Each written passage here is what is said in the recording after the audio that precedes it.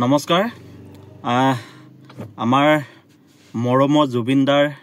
মৃত্যু বৰ্তমানৰ যি ৰহস্য এই ৰহস্য উদ্ঘাটন হোৱা নাই অসমবাসীয়ে বিচাৰিছে যে জুবিনদাই ন্যায় পাব লাগে অসমৰ ৰাইজে ন্যায় পাব লাগে আৰু বৰ্তমানৰ অসমৰ মুখ্যমন্ত্ৰী ডক্টৰ হিমন্ত বিশ্ব শৰ্মা ডাঙৰীয়াই জুবিনদাৰ মৃত্যুৰ ৰহস্য বিচাৰি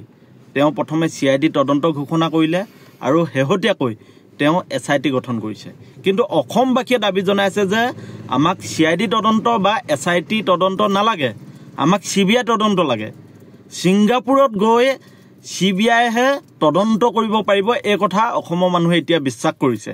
গতিকে মুখ্যমন্ত্ৰী গৰাকীক আমি দাবী জনাইছো যে আপুনি জুবিনদাক লৈ আৰু ৰাজনীতি নকৰিব আপুনি সিধা সিধিকৈ CBI তদন্ত ঘোষণা কৰক CBI দিয়ক যাতে জুবিনদাৰ মৃত্যুৰ ৰহস্য অসমবাসীয়ে জানিব পাৰে এতিয়া আপোনালোকে দেখিছে যে সামাজিক মাধ্যমত খণ্ড খণ্ডকৈ জুবিনদাৰ মৃত্যু কিছু আমি ভিডিঅ' পাই আছো গতিকে ৰহস্য স্পষ্ট যে জুবিনদাৰ মৃত্যুৰ আঁৰত ৰহস্য আছে কাৰণ আপোনালোকে দেখিছে যে জুবিনদাৰ মৃত্যুৰ সময়ত যি ধৰণে যিসকল মানুহে জুবিনদাৰ লগত আছিলে সেইসকলে এবাৰো মুখ খোলা নাই তেখেতলোকে মুখ খুলিব লাগিছিল ক'ব লাগিছিল যে জুবিনদাৰ প্ৰকৃততে কি হৈছে আৰু মৃত্যুৰ প্ৰায় 7-8 ঘণ্টা পিছতে আমি অসমবাসীয়ে সংবাদ মাধ্যমৰ জৰিয়তে খবৰ পাইছো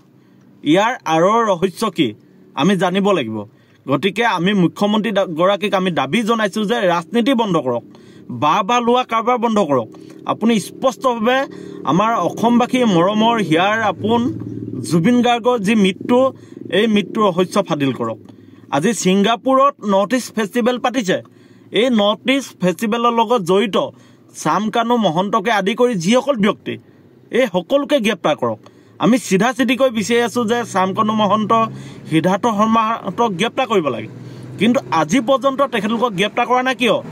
নে জামিন ল'বলৈ তেখেতলোকক সুবিধা কৰি দিয়া হৈছে গতিকে এছাম বেপাৰীয়ে বেপাৰ কৰিবলৈ গৈ আমাৰ মৰমৰ শিল্পীগৰাকীক মৃত্যুমুখলৈ ঠেলি দিলে গতিকে এই কথা কেতিয়াও অসমবাসীয়ে মানি নলয় অসমবাসী স্পষ্ট কথা যে জুবিনদাৰ মৃত্যু ন্যায় লাগিব অসমে তেতিয়াহে ন্যায় পাব আৰু জুবিনদাৰ যিসমূহ গান এই গানসমূহ এতিয়া আমি দেখিছো যে জুবিনদাৰ মৃত্যুৰ লগত জড়িত অভিযুক্ত সিদ্ধাৰ্থ শৰ্মাই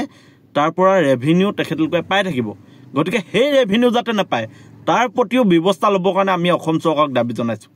কাৰণ যিগৰাকী ব্যক্তি জুবিনদাৰ মৃত্যুৰ সৈতে জড়িত বা অভিযোগ উঠিছে সেই ব্যক্তিগৰাকীয়ে জুবিনদাৰ সৃষ্টিৰ পৰা যাতে ইনকম কৰিব নোৱাৰে তেওঁ ৰেভিনিউ যাতে আয় কৰিব নোৱাৰে গতিকে তাৰ প্ৰতি অসম চৰকাৰে দায়িত্ব লোৱাটো অতি জৰুৰী বুলি আমি ভাবো আৰু সিদ্ধাৰ্থ শৰ্মা যি সম্পত্তি আছে আমি সংবাদ মাধ্যমত পাইছো যে জুবিন গাৰ্গতকৈ সিদ্ধাৰ্থ শৰ্মা ধনী অৰ্থাৎ জুবিন গাৰ্গৰ মেনেজাৰ হৈ জুবিন গাৰ্গতকৈ যেতিয়া ধনী সম্পত্তি বেছি তেতিয়াহ'লে নিশ্চিতৰূপে জুবিনদাৰ মৃত্যুৰ যে ৰহস্য আছে এই কথাষাৰ স্পষ্ট হৈছে গতিকে আমি দাবী জনাইছো যে সিদ্ধাৰ্থ শৰ্মাক অতি শীঘ্ৰে গ্ৰেপ্তাৰ কৰিব লাগে